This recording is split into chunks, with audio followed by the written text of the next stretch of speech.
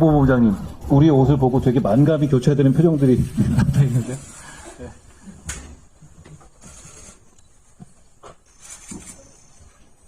저희가 3월부터 더 새로운 마음으로 출발하기 위해서 새 옷을 하나씩 맞췄습니다.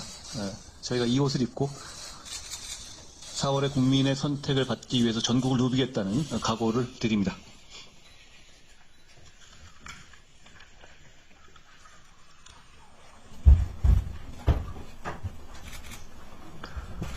어제 위원정당이었던 이석기 대표의 통진당의 후신인 진보당 대표이신 윤희숙 대표께서 수권 정당이 되겠다라는 말씀을 하셨습니다. 이재명 대표가 자기 안위를 위해서 전통의 민주당을 숙주로 내주기로 결정한 이상 그 말은 더 이상 허세나 레토릭이 아닙니다. 2020년에 더불어민주당의 위성정당은 여러 가지 이상한 공천들을 했고 그 결과 지난 국회에서 굉장히 희극 같은 일이 많이 일어났습니다. 김의겸, 최강욱 같은 분들을 공천했죠. 민주당 입장에서는 공천하지 못했을 사람들을요. 그렇지만 그때도 하물며 그때조차도 통진당 계열의 분들과 연합하는 것은 지지층이 두려워서 국민이 두려워서 더불어민주당이 하지 못했습니다. 그런데 이번에는 대놓고 하겠다는 겁니다. 이걸 막아낼, 이걸로 인해서 나올 수 있는 정말 심각한 결과, 국민의 피해, 국가의 피해를 막아낼 수 있는 유일한 정당이 우리입니다. 우리 국민의힘입니다. 우리가 많이 부족합니다. 국민들이 저희에게 지금 기대해 주시는 것은 우리가 잘하고 예뻐서가 아니고 우리가 유일하게 저 일을 막을 수 있기 때문이라는 것을 저희가 알아야 할 것 같습니다. 우리가 많이 부족하고 더 열심히 하고 더 낮은 자세로 국민들께서 불편해하고 싫어하는 말 하지 말고 자만한다는 착각 빠지지 말고 자만하는 것처럼 보일 수 있는 말 하지 말고 낮은 자세로 정말 앞만 보고 끝까지 가자는 말씀을 드립니다. 저도 그렇게 하겠습니다.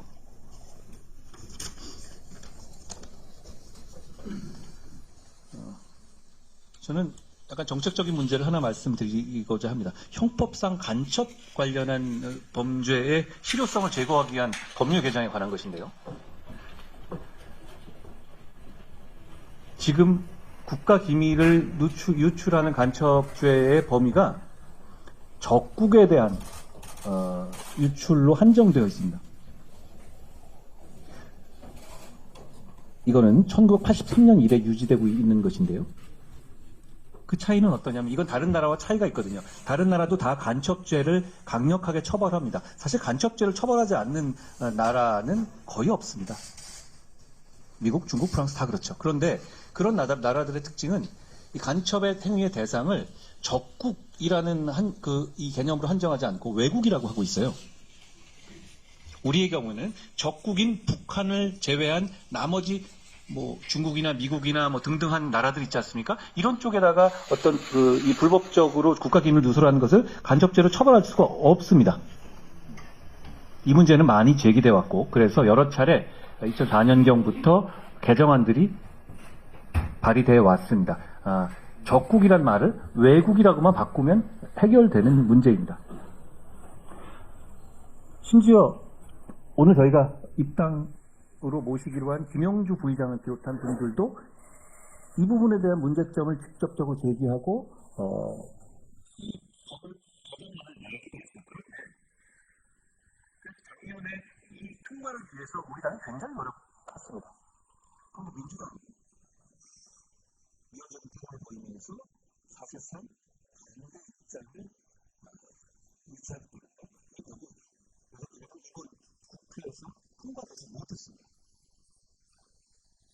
이거를 문제는 뭐냐면 중국이나 나라 같은 경우는 그래서 나는 우리나라 쪽으로 또 우리 국민이 어떤 간첩들이 한다면 다른 중국은 당하고 중국은 미국은 이제 처벌되겠죠.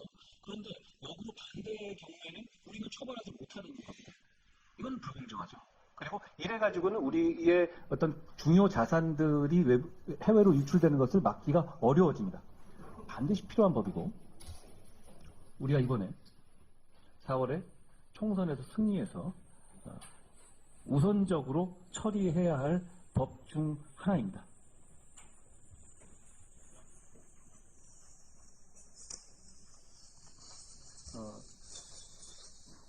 우리 공천과 관련해서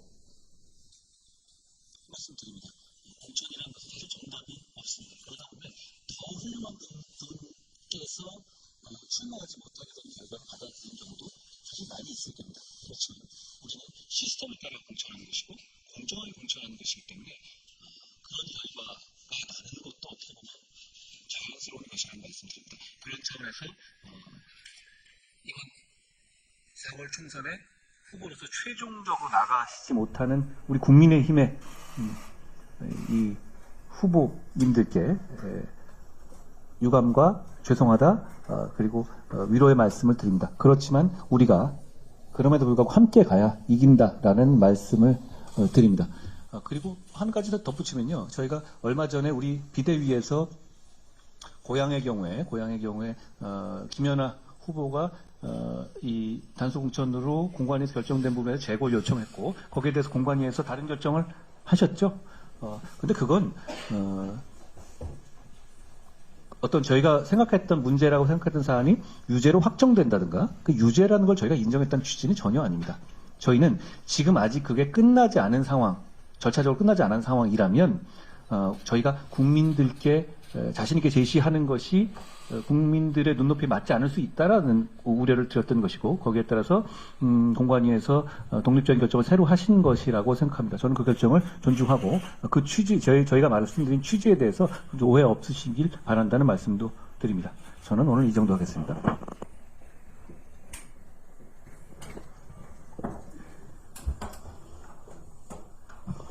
민주당이 주도하는 범야권 비례위성정당인 더불어민주연합이 어제 출범했습니다.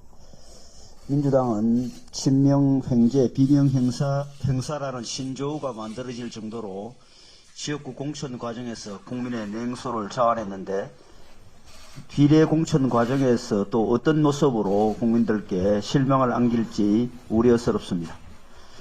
민주당의 위성정당 자체가 이미 그 태생부터 잘못되어 여러 문제를 다분히 안고 있기 때문입니다.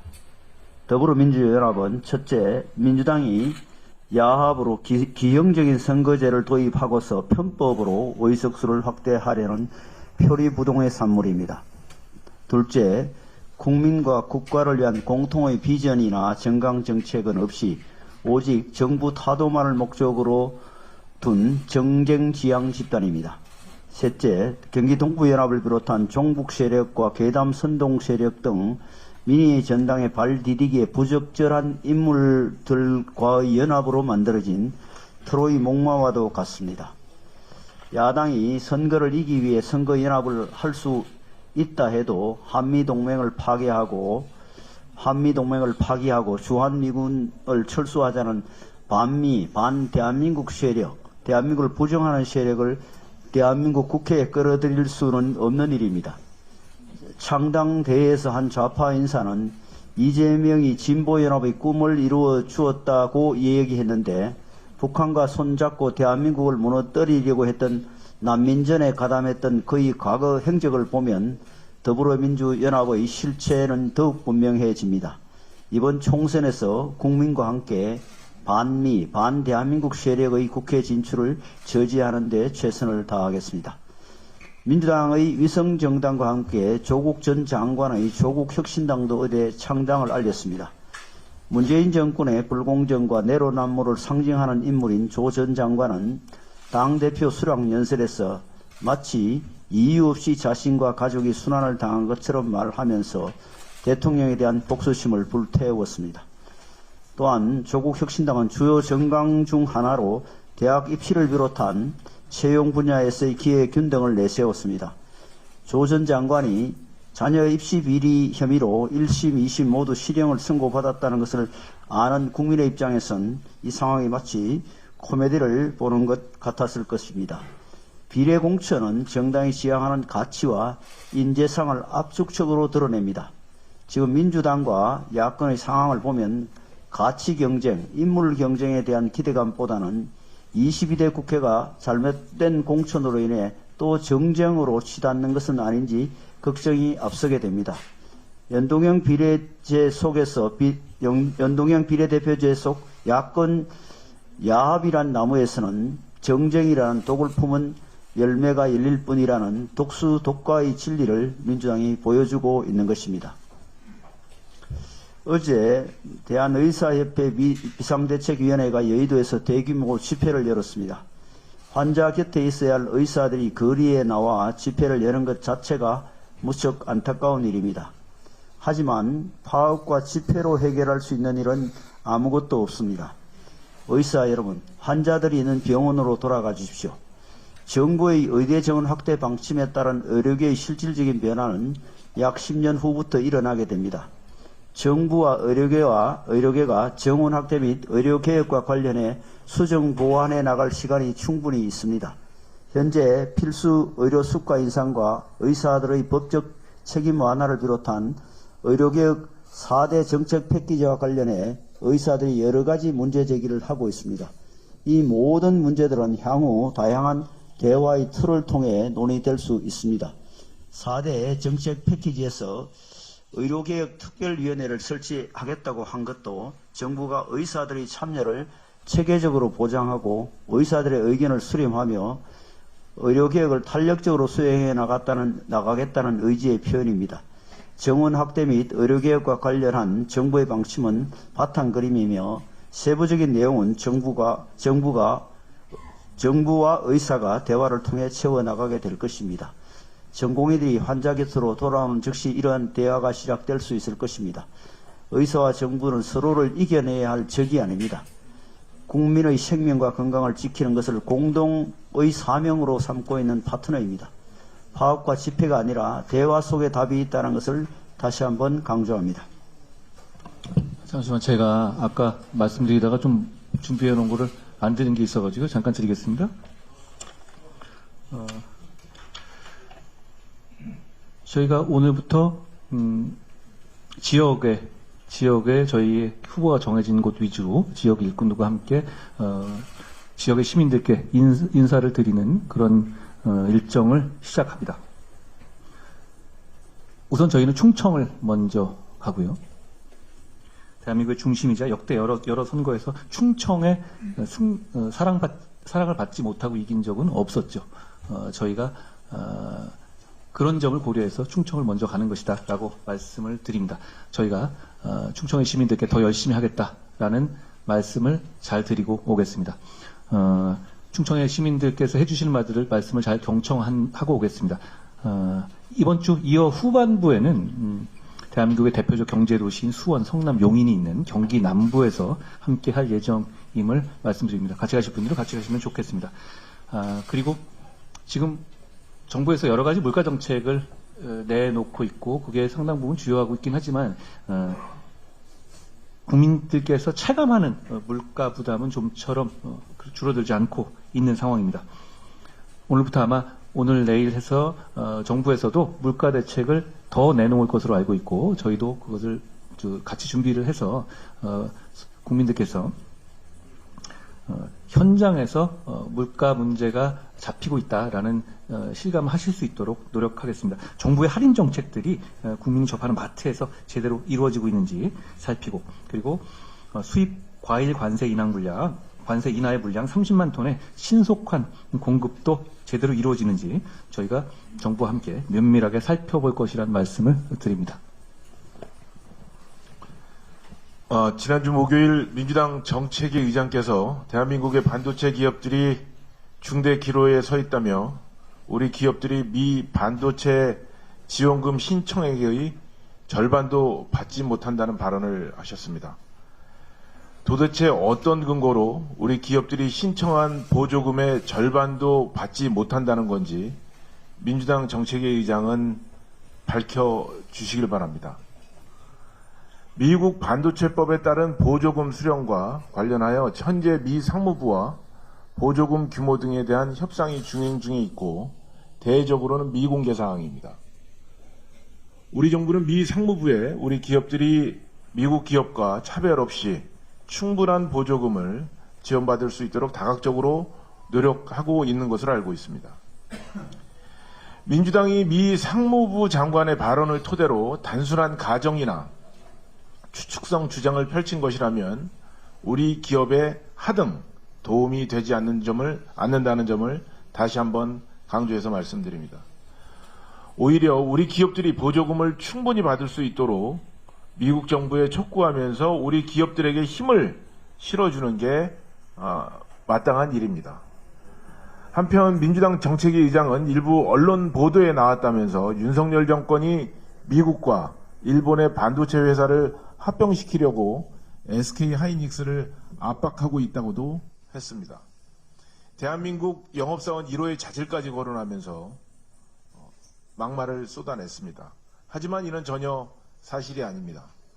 국내 일부 언론이 일본 아사히 신문 기사를 인용해서 보도한 것인데 지난달 28일 정부는 보도 내용은 사실이 아님을 분명히 알려드린다고 보도 설명 자료를 배포했고 해당 기사를 냈던 국내 언론들은 기존 기사에 산업부 입장을 충분히 추가해 수정 게재하였습니다. 원내 야당이 기초적인 사실관계도 확인하지 않고 근거도 없이 이렇게 막무가내식 주장을 하는 것은 국익에 아무런 도움이 되지 않는다. 오히려 혼란만 초래할 뿐이다. 라는 말씀을 드립니다. 글로벌 반도체 경쟁이 갈수록 치열해져 가는 상황 속에서 지금 필요한 것은 우리 기업들의 반도체 초격차를 위한 범국가적인 지원인 것입니다. 민주당도 반도체 산업에 대해 대한민국의 미래이자 국가와 국민의 생존이 달려있는 중대한 민생 문제라는 언급도 했고 반도체 기업을 살리겠다라는 언급을 한 만큼 기업 성장을 가로막는 기제는 과감히 풀고 국가적 지원을 필요적 지원을 할 수 있는 입법과 예산을 고민하는 데 시간을 써주실 것을 당부드립니다. 이것이 진정한 국익의 길고 반도체 기업을 살리는 길이 됐습니다. 고맙습니다. 전시장님.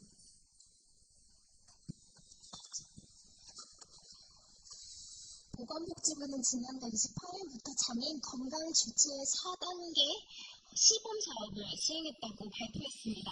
장애인 건강 주치의 사업은 장애인 건강권법에 근거하여 장애인이 자신의 주치의를 선택해서 건강 관리를 지속적으로 받을 수 있도록 하는 제도입니다. 특히 이번 시범 사업을 통해 건강 주치의 대상자가 중증 장애인에 국한되어 있던 것이 전체 장애인으로 확대되었으며 방문 서비스 횟수도 늘어났고 관리 기관의 일부 상급 종합병원이 포함되어 다양한 의료기관이 사업에 참여할 수 있게 되었습니다. 그동안 장애인 건강 주치 시범 사업이 지지부진하다는 장애계의 비판이 컸습니다. 하지만 이번 시범 사업의 확대 시행은 우리 윤석열 정부가 빠르게 제도화할 수 있도록 기틀을 마련해서 장애인 건강권과 의료 접근권 보장에 큰 기여를 하게 된 의료 개혁이라고 할 수 있습니다. 그러나 약자 복지를 위한 윤석열 정부의 이러한 노력이 무색하게 전공의 파업으로 인한 의료 공백이 장기화되고 있어 우려가 매우 큽니다. 특히 많은 장애인의 경우 장애와 관련한 질환이 동반되어서 만성 질환으로 인해 병원에 자주 방문해야 합니다. 신장장애인은 정기적인 투석과 검진이 필수이지만 의료 공백이 발생할 경우 뒷전으로 밀리기 십상입니다. 발달장애인 또한 마찬가지입니다. 의사소통에 어려움이 있는 발달장애인들은 자신이 사는 지역에서 의료 접근성이 보장되지 않고 있어서 주로 수도권 대형 병원에서 진료를 보고 있는 것을 아마 의사 여러분은 잘 알고 계실 것입니다. 이들 또한 치료나 검사가 언제든지 연기될 수 있는 중대한 위기에 처해 있습니다. 지난달 27일 중앙지방협력회의에서 윤석열 대통령께서도 약자복지의 핵심은 의료라고 강조하셨습니다. 특히 어린이, 어르신, 장애인을 비롯한 의료 약자를 보호하는 건 정부의 핵심 국정 기조인 약자복지와 직결되어서 이는 협상이 아니라 협상이나 타협의 대상이 될 수 없다고 하셨습니다. 지금 하고 계신 파업은 분명 생명권을 비롯해 국민들의 생명을 볼모로 삼으려고 하시는 것이 아니라고 저는 생각을 합니다. 분명 우리나라 의료의 발전을 위한 여러분들의 결단이라고 생각합니다.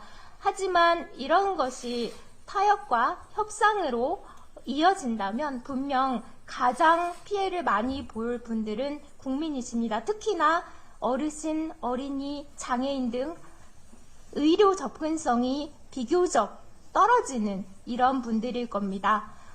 의료 개혁에 여러분께서 함께 해주시기를 간곡히 부탁드립니다. 고맙습니다. 김경률 의원님. 네. 여러분은 중앙당 공직선거 후보자 추천관리위원회나 전략공천관리위원회를 구분하실 수 있습니까? 민주당 홈페이지 검색란에서 전략공천관리위원회라고 치시면 딱 4개가 뜹니다. 2개는 4년 전 21대 총선 것이고 남은 2개 중 하나는 사진입니다. 제 능력 탓일 수 있지만 민주당 홈페이지에서 전략공천관리위원 명단은 찾을 수 없었습니다. 최근 뉴스 중 민주당 광명을 국민경선에서 국민참여경선으로 변경이라는 제목이 눈에 띕니다. 여러분은 국민경선과 국민참여경선을 구분하실 수 있습니까? 임종석은 안 되고 같은 곳에서 7번 내리 공천받은 이인영을 구분하실 수 있습니까? 이렇게 엉덩이, 궁둥이, 히프, 골반 같은 듯 다른 듯 같은 이름을 붙인 이유가 뭘까요? 개, 가재, 붕어로는 알기 어렵습니다. 민주당의 공천을 두고 황골탈퇴에 의한 진통이라는데 가장 신나 있는 곳이 있습니다. 지역구와 비례를 보장받은 경기 동부를 비롯한 진보당이란 말이 파다합니다. 조국 나가고 이재명, 입시 비리 사범 나간 자리에 부동산 비리 사범이 들어온 걸 두고 황골탈퇴라 하지 않습니다. 룸사롱 바지 사장 바꾸기라고 합니다. 우리들은. 이런 알쏭달쏭한 것이 정당에서뿐만 아니라 교육과 부동산에서도 벌어집니다. 86세대가 지나온 20년을 돌아보시죠. 이해찬 세대라 불리운 때부터 교육과정 어땠습니까? 아마 이 자리에 계시는 아버지들 다 이해하실 겁니다. 고3 선생님들조차 대입 입시 제도를 제대로 이해하지 못하고 설명하지 못합니다. 이들이 부를 축적한 과정은 어떻습니까? 살아봤는데 굳이 강남에 집 사려고 노력할 필요 없다. 이 한마디로 요약될 겁니다. 20여 차례 부동산 세법을 바꿔서 일반 국민들에게는 고통을 주며 본인들은 부동산으로 부를 축적했습니다. 공관위, 전략공관위, 국민경선, 국민참여경선, 이들 개, 가재, 붕어는 알고 구분할 필요 없다는 뜻입니다. 입시비리 조국의 총선 공약은 대학 입시 기회균 등입니다. 여러분, 86세대가 60대를 맞았습니다. 앞으로 상속증여세제가 어떻게 바뀌는지 두고 보시죠. 개, 가재, 붕어들은 상관없는 일입니다. 여러분, 민주당 믿으시겠습니까?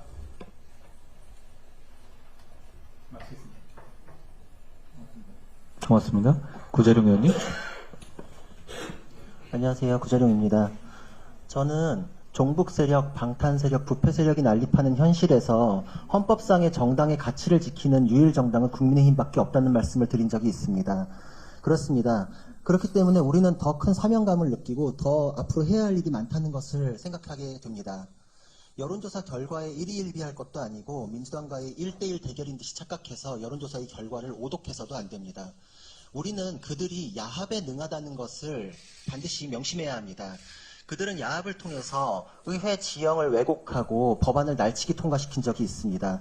지금도 야합을 하고 있습니다. 종북 위헌 정당인 통진당 잔재 세력까지 빨아들여서 야합을 하고 있고 그것은 앞으로의 야합을 예측하게 합니다. 국민들께서 이번 총선에서 결론을 지은 그 결과마저도 가뿐히 무시하고 또 야합을 할 것이고 그것을 통해서 의회 독재를 이어가려 할지 모릅니다. 우리는 헌법상의 가치를 지키는 유일한 정당으로서 그런 결과까지도 예측하고 막아내기 위해 더 큰 사명감을 느껴야 할 것입니다. 그렇기에 우리는 우리의 무거운 사명감을 느끼는 공동체로서 우리의 후보들에 대해서 더욱 응원하는 마음을 가져야 한다고 생각합니다. 우리는 평가하는 존재가 아니라 평가받는 존재입니다. 신념을 함께하고 함께 노력하는 다른 후보들에 대해서도 더욱 응원의 말씀을 드려야 한다고 생각합니다. 우리는 의회 독재에 맞서 싸우고 그들이 야합을 통해서 왜곡할 것까지 예측해야 하기 때문에 더욱 결속해야 된다고 생각합니다. 지금도 추위 속에서 수많은 인파 안에서 우리의 신념과 가치를 전달하기 위해서 노력하고 계시는 후보자님들에게 존경과 응원의 말씀을 드리고 싶습니다. 감사합니다. 고맙습니다. 장서정 의원님. 네, 오늘 3월 4일은 신학기가 시작되는 날입니다. 아이들과 학부모님들 기쁘고 바쁜 하루를 아침을 보내셨을 텐데요. 사실 우리는 지금 이 새학기가 어떤 의미인지를 좀 바라봐야 될 것 같습니다. 교육부는 지난주 26일 전국에서 초등학생 입학 예정자를 약 37만 명이라고 발표했습니다. 원래 예상되던 41만 명 가량의 취학 통지서를 받은 아이들 중에 약 39만 명은 입학할 거라 예상했지만 그보다 더 적은 숫자의 37만 명이 입학을 하게 됩니다. 이 숫자는 우리가 처음으로 40만 명 아래로 떨어진 숫자입니다. 당연히 원인은 저출생이겠죠. 실제로 2017년 아이들, 즉 올해 초등학교 1학년이 되는 아이들의 숫자는 35만 명에 불과하기 때문에 당연하게 이제 계속 하락하고 있는 숫자입니다.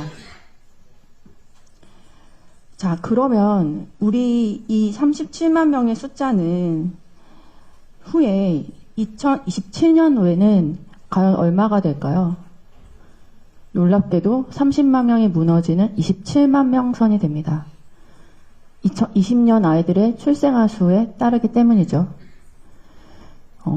저출생에 대한 이야기를 많이 하고 있지만 우리는 그 실타래를 지금 많이 못 풀고 있습니다. 지금 아이들은 오늘 입학식을 이 시간쯤 하고 있을 테고요. 어른들은 공천 때문에 좀 바쁘고 의사 선생님들은 병원에 없습니다. 아이들에게 어떤 본보기가 될 수 있을까요? 이런 나라에서 계속 아이를 낳고 키우는 그런 희망을 가질 수 있을까요? 저는 이 현실이 그렇게 또 굉장히 비관적이라고 생각하진 않습니다. 이제 국민의힘이 아이들이 곧 시작할 반의 대표들을 뽑는 본보기가 될 것이라고 생각하고 있습니다. 그리고 4월이 되면 그 실타래를 하나하나 풀어갈 수 있다고 생각합니다. 국민의힘은 정부와 정책에 대한 온라인에 맞춰서 육아휴직 급여 상향, 그리고 기간 연장, 아빠의 출산 휴가, 공공과 민간 서비스를 연계한 돌봄 서비스의 인프라 확장, 늘봄 교실의 퀄리티 상향을 정책으로, 공약으로 내세우고 있습니다. 전국의 37만 초등학교 1학년 그리고 학부모님 여러분들, 앞으로 더 좋은 삶이 될 것이라는 것을 강력하게 기대하셔도 좋을 것 같습니다. 이상입니다. 장 의원님 고맙습니다. 박은식 의원님. 네, 비대위원 박은식입니다. 전공의의 파업이 아닙니다. 없는 것도 아니고 사직입니다. 전공의들의 사직으로 인한 의료 공백 사태 및 의료인과 정부와의 대치가 해결을커녕 대화의 장으로 복귀하기도 힘든 상태입니다. 흔히 말하는 바이탈과인 내과를 전공한 제 경험에 비추었을 때 먼저 의료는 공공재라는 인식과 실제 간의 괴리를 해결해야 한다고 생각합니다. 의사가 공무원이나 다름이 없는 영국 같은 나라의 경우 국가는 의대 등록금 지원, 졸업 후 수련 비용 지원, 의료시설의 건립, 의료 분쟁의 발생 시 국가가 개입하여 조정합니다. 사보험이 주축이 된 미국도 의과대학 및 전공의 수련만큼에는 주 예산이 투입되지요. 이와 달리 대한민국은 국가가 등록금, 수련 비용을 지원하지 않을 뿐만 아니라 의료기관도 대부분 민간 자본에 의해 건립되고 의료 분쟁이 발생해도 보호해주지 않습니다. 그런데 모든 의료기관은 건강보험에 강제 지정되어 원가 이하의 수가로 필수 의료 서비스를 제공하도록 요구받는 상태입니다. 그러니 싼 인건비의 전공의가 주축인 대학병원에서 전공의가 나가니 병원이 마비되는 겁니다.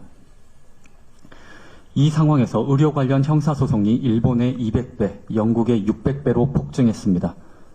이런 상태에서 또 실비보험 및 문재인 케어의 도입으로 무분별한 검사 및 비급여 시술 확대에 대한 경제적 유인이 늘어나 이로 인해 필수 의료 직군 및 대학병원 교수들의 이탈이 초래된 것입니다. 잘못된 제도로 문제가 발생했는데 공공성을 버렸다며 의료인을 비난하기만 한다면 상태를 악화시킬 수밖에 없습니다. 악조건 속에서도 암치료, 심혈관 치료, 예방 가능한 사망률 최소화에서 적은 비용으로 압도적으로 높은 성과를 보인 대한민국 의료입니다. 앞서 말씀드린 나라에 계신 우리 동포들이 한국으로 의료 원정 쇼핑을 하는 이유이기도 합니다. 불필요한 갈등으로 황금알을 낳고 있는 거위의 배를 가르지 맙시다. 정책 보완으로 충분히 우리 의료를 업그레이드할 수 있습니다. 의료계도 마찬가지입니다.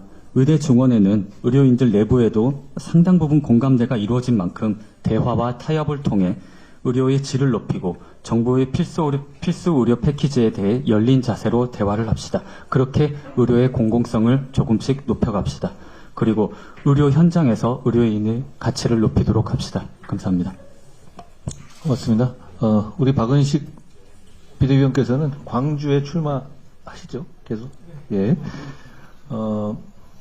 우리 국민의힘이 2008년 총선 이후 16년 만에 광주 지역의 모든 지역구에서 지역 후보를 국민들께 제시했습니다. 저는 그만큼 저희가 이 대한민국 전 지역에서 최선을 다하는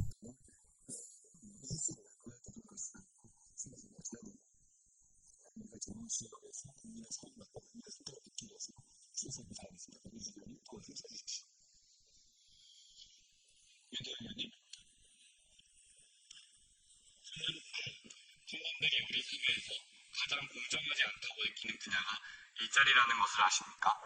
한국청소년정책연구원이 발표한 청년의 공정한 사회 진출을 위한 방안 연구 보고서에 따르면 43%가 사회가 공정하지 않다라고 답했고 그중 일자리가 43.7%로 1위를 차지하였습니다. 개인의 노력도 중요하지만 이것만으로는 우리 사회에서 성공이 쉽지 않다는 생각이 청년들에게 형성되어 있음을 보여주는 결과입니다. 사실 지난 대선부터 공정은 우리 사회 시대 정신으로 자리 잡히고 있고 특히 청년들에게 있어서 공정을 강조하고 매우 지키고 있음에도 불구하고 지난 고용노동부의 조사와 공무원 사례들에 의해 여전히 입사지원 후에 구직자의 신체 조건과 가족의 직업, 학력, 동료 여부 등 직무 수행과 관련 없는 정보를 기재하도록 하는 기업들이 있습니다. 이러한 상황에서 자립심의 청년, 그리고 고립 청년, 가족 돌봄 청년 등 가정 형편이 어려운 청년들은 일자리를 찾는 과정에서도 훨씬 불리한 출발을 할 수밖에 없습니다. 문제는 취업 문턱에서 이들이 경험하는 불공정의 벽은 높을 뿐 아니라 여전히 당연시 여겨지고 있다는 것입니다. 우리 사회는 학력과 학벌, 가정 환경으로 인한 차별이 당연시 여겨지고 있습니다. 저는 이러한 불공정이 잘못되었음을 알리고 바로 잡고자 합니다. 청년들이 각자 조건을 공정하고 기회를 갖고 동일한 대우를 받을 수 있는 일자리 영역에서의 공정성이 실현된다면 청년들이 느끼는 사회 전반의 공정성 인식 수준도 높아질 수 있으리라 생각합니다.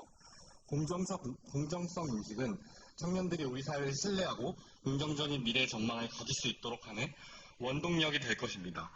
국민의힘에서 앞장서서 살펴서 시작점이 다른 청년들에게 공정한 출발선을 제공하여 청년들이 신뢰할 수 있는 사회를 만들겠습니다. 감사합니다. 윤 의원님 고맙습니다. 오늘 공개는 이 정도 하겠습니다. 고생하셨습니다.